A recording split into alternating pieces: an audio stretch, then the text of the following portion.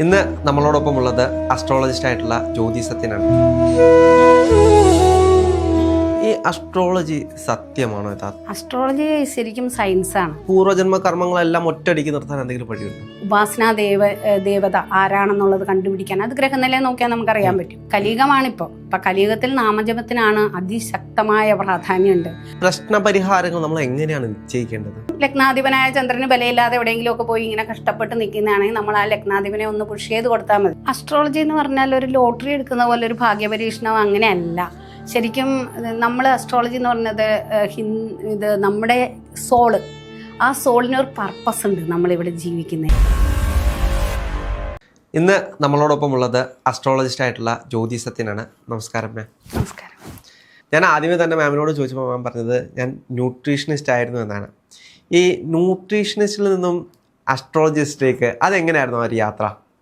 അല്ല, എനിക്ക് ചെറുപ്പം മുതലേ അസ്ട്രോളജി ഒരു പാഷനായിരുന്നു, ഇഷ്ടമായിരുന്നു എനിക്ക്. അപ്പം വീട്ടിലൊക്കെ അതിൻ്റെ ഒരു ബാക്ക്ഗ്രൗണ്ട് ഇല്ലായിരുന്നു, അസ്ട്രോളജി പഠിക്കണം അങ്ങനെ ഇല്ലായിരുന്നതുകൊണ്ട് നമ്മൾ ശരിക്കും അക്കാഡമിക്കായിട്ട് പോയി.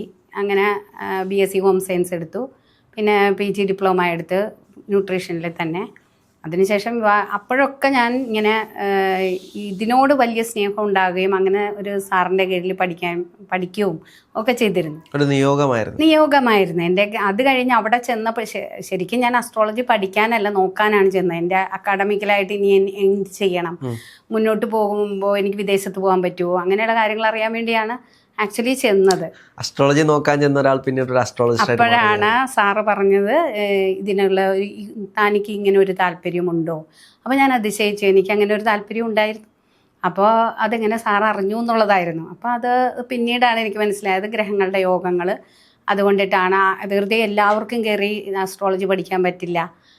നമ്മളൊരു സയൻസോ അല്ലെങ്കിൽ ഹിസ്റ്ററിയോ ജോഗ്രഫിയോ പഠിക്കുന്ന പോലെ അല്ല, ഇതിനൊരു യോഗം കൂടി വേണം. അപ്പോൾ ആ ഗ്രഹയോഗം എനിക്കുണ്ട് എന്ന് അറിഞ്ഞപ്പോൾ എനിക്ക് ഒന്നുകൂടി സന്തോഷമായി. അങ്ങനെ ഞാനവിടെ ദക്ഷിണ വെച്ച് സാറിൻ്റെ ശിക്ഷയായി മാറുകയാണ്.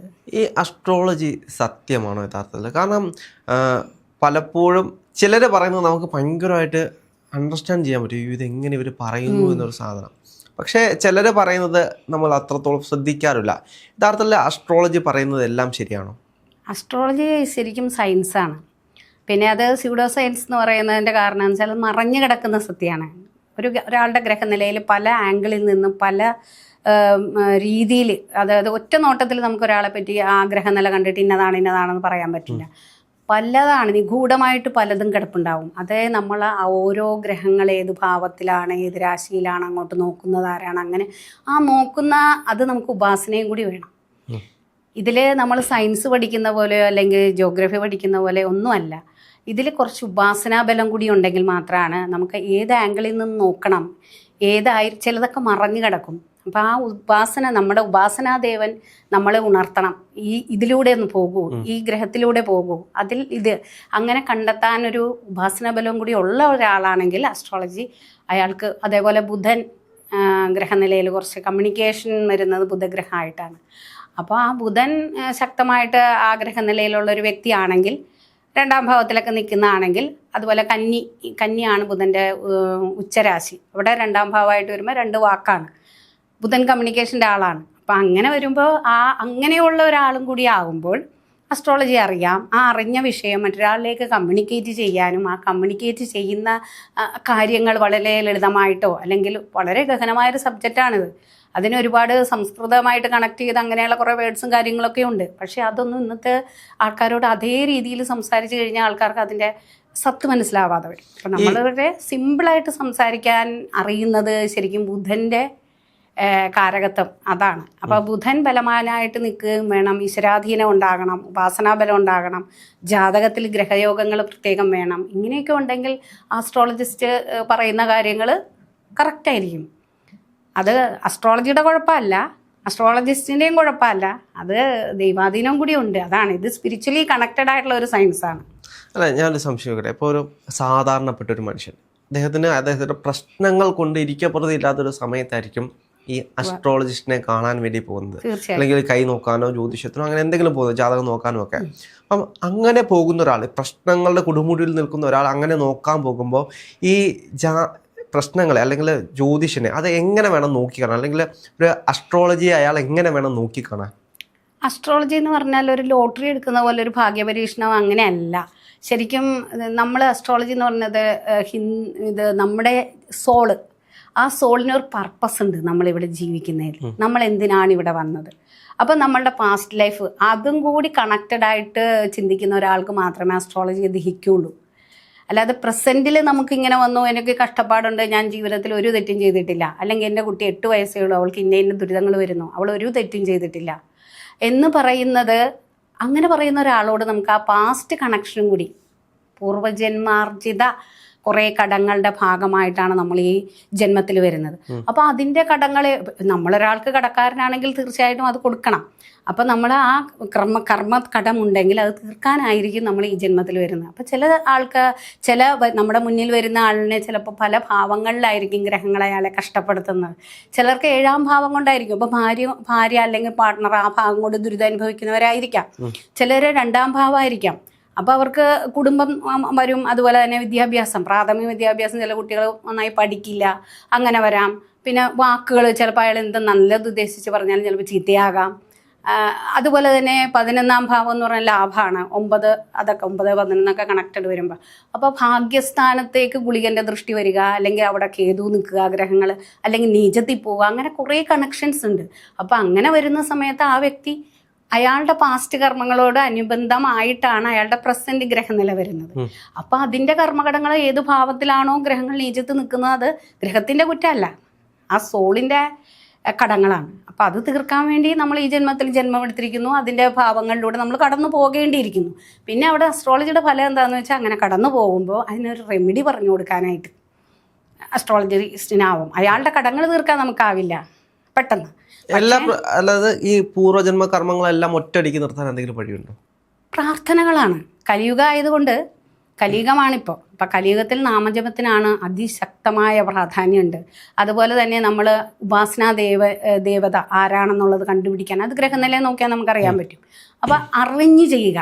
ഇപ്പം നമ്മൾ ഇത് ഒരു പനി വരിക, നമുക്ക് പനി വന്നാൽ നമ്മൾ പെട്ടെന്ന് തന്നെ പറയണം ഒരു പാരസെറ്റമോൾ എടുത്ത് കഴിക്കുക, അല്ലെങ്കിൽ ഒരു അങ്ങനെ എന്തെങ്കിലും കഴിക്കാൻ പറ്റും. അങ്ങനെ കഴിച്ചാൽ ശരിക്കും ആ പനിയുടെ റീസൺ അറിഞ്ഞാൽ മാത്രമാണ്, പനി ചിലപ്പോൾ അപ്പം ടെമ്പറേച്ചർ താന്നിട്ടുണ്ടാവും, നമ്മൾ ഓക്കെ ആയിട്ടുണ്ടാവും, പക്ഷെ വീണ്ടും അത് വരും. അപ്പോൾ അതിന് ശരിക്കും ഒരു ഡോക്ടറെ ചെന്ന് കണ്ട് അപ്പോൾ ഡോക്ടറാണെങ്കിൽ ആ ഡോക്ടർ ഇന്ന ഭാഗത്തിനായിരിക്കും നിങ്ങൾ ഇന്ന ടെസ്റ്റുകൾ ചെയ്യൂ. ആ ടെസ്റ്റുകൾ ചെയ്തു വരുമ്പോഴാണ് അയാൾക്ക് കിഡ്നിയുടെ ആയിരിക്കാം, അല്ലെങ്കിൽ വേറെ എന്തെങ്കിലും പ്രോബ്ലം ആയിരിക്കാം, യൂറിനറി ഇൻഫെക്ഷൻ, ഇതൊക്കെ പനിയിലേക്ക് വരും. അപ്പോൾ ആ കറക്റ്റായിട്ടുള്ള കാര്യം അറിഞ്ഞാണ് ചികിത്സ ചെയ്യുന്നതെങ്കിൽ തീർച്ചയായിട്ടും അതുപോലെ തന്നെയാണ് അസ്ട്രോളജി. കറക്റ്റായി എന്തുകൊണ്ട് ഇയാൾക്ക് ഈ ദുരിതം വന്നു, അയാളുടെ ഏത് ഭാവം കൊണ്ടാണ് അത് വന്നിരിക്കുന്നത്, ഏത് കർമ്മഘടമാണ്, ഏത് ഭാവത്തിലാണ് ഇത് സംഭവിച്ചിരിക്കുന്നതെന്ന് തീർച്ചയായിട്ടും ഒരു അസ്ട്രോളജി മനസ്സിലായാൽ അത് റെക്ടിഫൈ ചെയ്യാനുള്ള പരിഹാരങ്ങൾ പറഞ്ഞു കൊടുക്കുക. അതിലൂടെ പോകുമ്പോൾ തീർച്ചയായിട്ടും അതിനൊരു പരിഹാരം ഉണ്ടാവും. ഈ പ്രശ്നപരിഹാരങ്ങൾ നമ്മൾ എങ്ങനെയാണ് നിശ്ചയിക്കേണ്ടത്? പ്രശ്നപരിഹാരങ്ങൾ ഏത് ഗ്രഹത്തിനെ കൊണ്ടാണ്, ഇപ്പം നമ്മൾ പറയാം, ഇപ്പോൾ ശനി 7-ൽ നിൽക്കുന്നു, അപ്പോൾ അല്ലെങ്കിൽ സൂര്യൻ 7-ൽ നിൽക്കുന്നു, അങ്ങനെ വരുമ്പോഴത്തേക്ക് തീർച്ചയായിട്ടും ആ നീചത്തിൽ നിൽക്കുന്നു എന്ന് വിചാരിക്കുക. തുലാൻ രാശി രവിയുടെ നീച രാശിയാണ്, അത് 7-ാം ഭാവമായിട്ട് വരുന്നു. 7-ാം ഭാവാധിപൻ പോയിട്ട് 8-ൽ നിൽക്കുന്നു. അപ്പോൾ അങ്ങനെ വരുമ്പോൾ 7 എന്ന് പറയുന്നത് നമ്മളുടെ ഒരു പുരുഷനാണെങ്കിൽ അയാളുടെ സ്ത്രീ, അപ്പോൾ ആ ഭാവത്തിൽ നീചനായിട്ട് നിൽക്കുകയാണ് ഗ്രഹം. അപ്പം അവിടെ 7-ാം ഭാവാധിപൻ എന്ന് പറഞ്ഞാണ് അതിൻ്റെ ഡിനോട്ട് ചെയ്യുന്ന ആരാണ് അയാൾ, അതിനെ ഭരിക്കുന്നത് ആരാണ്, ആ 7-ാം ഭാവത്തിന്. ആ ഭാവം രവിയാണെങ്കിൽ അത് നീചത്തിലാണ് നിൽക്കുന്നതെങ്കിൽ അതിന് വിലയില്ല. അത് പോയിട്ട് 8-ാം ഭാവം ദുരിതഭാവത്തിലേക്ക് പോയിട്ട് നിൽക്കുകയാണെങ്കിൽ തീർച്ചയായിട്ടും നമുക്ക് പറയാൻ പറ്റും അയാൾക്ക് ഇണയ അല്ലെങ്കിൽ പാർട്ട്ണർ വഴി ദുരിതങ്ങളുണ്ടാകാം, പലതരത്തിലുണ്ടാകാം. അപ്പം അതിന് നമ്മൾ ആ 7-ാം ഭാവത്തിനെ വേണമെങ്കിൽ ജെമ്മോളജി ഉപയോഗിച്ച് നമുക്ക് ഏത് ഭാവങ്ങളാണ് നിൽക്കുന്നതെന്നനുസരിച്ച് ജെമ്മോളജി ഉപയോഗിച്ച് ജെമ്മോളജി എന്ന് പറയുമ്പോൾ ജെംസ്, നവരത്നങ്ങളിൽ രത്നക്കല്ലുകൾ, പല കല്ലുകൾ. അപ്പോൾ ഇപ്പോൾ രവിയാണ് നീചത്തിൽ പോയിരിക്കുന്നത്, അത് 1, 5, 9 ഭാവങ്ങളിലാണ്. അങ്ങനെയുള്ള ലഗ്നാധിപൻ നീചത്തിലാണെങ്കിലൊക്കെ നമുക്ക് ആ ഭാഗ്യഭാവം 9 ഭാഗ്യം, 1 ലഗ്നം നമ്മൾ ഓവറോൾ.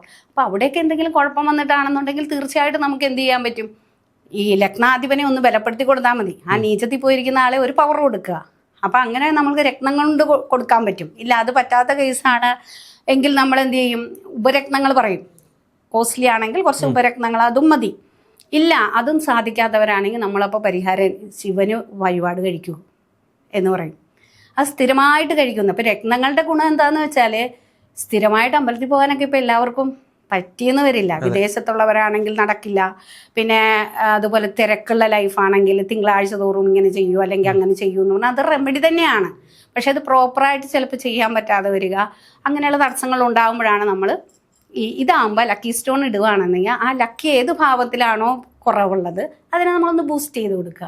നവരത്നങ്ങൾക്ക് അത്രത്തോളം പവർ ഉണ്ടോ? പവറുണ്ട്, തീർച്ചയായിട്ടും ഉണ്ട്. വെറുതെ നവരത്നം പോയിട്ട് കടയിൽ പോയിട്ട് നമ്മളൊരു രത്നം ഇപ്പം എല്ലാവർക്കും അറിയാം, വ്യാഴം എന്ന് പറഞ്ഞാൽ ഒരു യെല്ലോ സഫയർ ഇട്ടാൽ മതി, അല്ലെങ്കിൽ മഞ്ഞ പുഷ്യരാഗ ഇട്ടാൽ വ്യാഴം എൻ്റെ ദൈവാധീനത്തിനാണ് മഞ്ഞ പുഷ്യരാഗ ഇടുന്നതെന്നൊരു ധാരണയിൽ നമ്മൾ പോയിട്ട് കടയിൽ നിന്ന് മഞ്ഞ പുഷ്യരാഗം മേടിച്ചിട്ട് കഴിഞ്ഞാൽ ഗുണമില്ല. അത് നമ്മൾക്ക് ഏത് ഭാവത്തിലാണ് വ്യാഴം നിൽക്കുന്നത്, അതിന് ബലമുണ്ടോ, അതിനെ ബലപ്പെടുത്തിയാൽ അത് നമുക്ക് ഫേവറബിളായിട്ട് വരുമോ, അതുകൊണ്ട് നമുക്ക് എന്താണ് മെച്ചം, അങ്ങനെയൊക്കെ അറിയണമെന്നുണ്ടെങ്കിൽ ഒരു അസ്ട്രോളജർ തന്നെ വേണം. അപ്പോൾ ആ അസ്ട്രോളജർ അത് നോക്കിയിട്ട് ഇത് പറ്റും എന്നുണ്ടെങ്കിൽ തീർച്ചയായിട്ടും ഒരു കല്ലിട്ട്. ഇപ്പോൾ ലഗ്നാധിപൻ പല ആളുകൾക്കും എനിക്ക് അനുഭവമുണ്ട്.